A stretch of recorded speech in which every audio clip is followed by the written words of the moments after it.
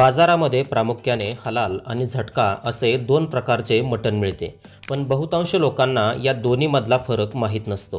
म्हणून आज आम्ही हलाल मटण आणि झटका मटणामध्ये नेमका काय फरक आहे ते सोप्या शब्दात सांगणार आहोत। मटण म्हणजे शेळीचे, बोकडाचे किंवा मेंढीचे मांस, तर चिकन म्हणजे कोंबडीचे पिल्लू किंवा कोंबडीचे मांस। हलाल हा एक अरबी शब्द आहे ज्याचा अर्थ होतो परवानगी योग्य किंवा इस्लाम कायद्यानुसार म्हणजे शरीयतनुसार योग्य। तर झटका हा शब्द संस्कृत शब्द झटिती किंवा झटितपासून आला आहे, ज्याचा अर्थ होतो त्वरित, तात्काळ किंवा एकाच वेळी। हलाल आणि झटका या प्राण्यांच्या हत्या करण्याच्या पद्धती आहेत।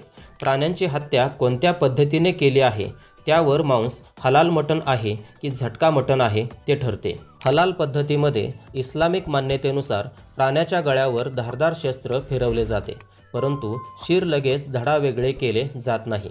यामध्ये प्राण्याची अन्ननलिका, श्वासनलिका, धमनी आणि शिर कापली गेल्याने त्याच्या शरीरातील बरेच रक्त बाहेर पडते व प्राण्याचा तडफडून मृत्यू होतो। या पद्धतीमधील मांसालाच हलाल मटण म्हटले जाते।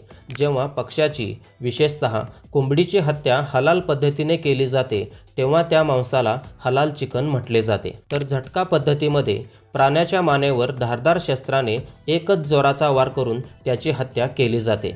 यामध्ये प्राण्याचा लगेच मृत्यू होतो, प्राणी झटक्यात मारला जातो। या पद्धतीमधील मांसाला झटका मटण म्हटले जाते आणि कोंबडीची हत्या झटका पद्धतीने केली असेल तर त्या मांसाला झटका चिकन म्हटले जाते। हलाल पद्धतीचा अवलंब मुख्यतः मुस्लिम समुदायामध्ये केला जातो, तर झटका पद्धत शीख आणि हिंदू समुदायामध्ये अंमलात आणली जाते। हलाल मटणाचे आणि चिकनचे सेवन प्रामुख्याने मुस्लिम समुदायामध्ये केले जाते।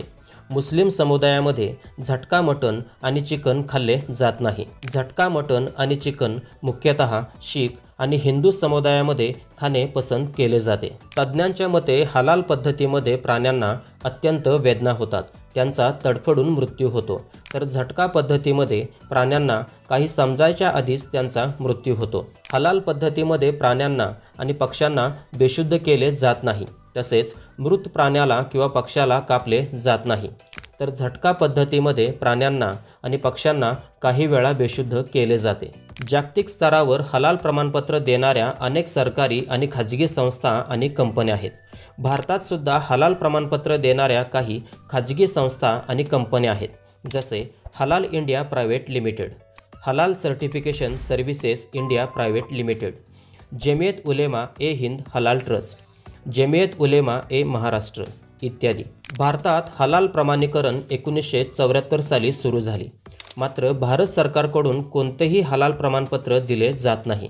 जगभरात हलाल प्रमाणीकरणाअंतर्गत अनेक मांसाहारी आणि शाकाहारी पदार्थांची विक्री केली जाते। केवळ मुस्लिम समुदायाला उद्देशून हलाल प्रमाणीकरणामध्ये शाकाहारी आणि मांसाहारी पदार्थांचा समावेश करण्यात आला आहे। भारतात महाराष्ट्रामध्ये 2025 मध्ये झटका मटणासाठी मल्हार प्रमाणपत्र सुरू करण्यात आले। ही सेवा भाजप नेते नितेश राणे यांनी सुरू केली। हे प्रमाणपत्र फक्त हिंदू खाटेकांना दिले जाते। मल्हार प्रमाणीकरण हिंदू ग्राहकांना उद्देशून सुरू केले आहे। या योजनेचा उद्देश हिंदू ग्राहकांना शुद्ध, भेसळ नसलेले झटका मांस उपलब्ध करून देणे हा आहे। हलाल मांस चांगले की झटका मांस चांगले हा एक विवादित मुद्दा आहे, पण या दोन्ही मांसांमधील चांगलेपणा सांगणारा कोणताही ठोस वैज्ञानिक पुरावा नाही। तर मित्रांनो, अशाच प्रकारचे ज्ञानवर्धक व्हिडिओ तुम्हाला बघायचे असतील तर या चॅनलला नक्की सबस्क्राईब करा।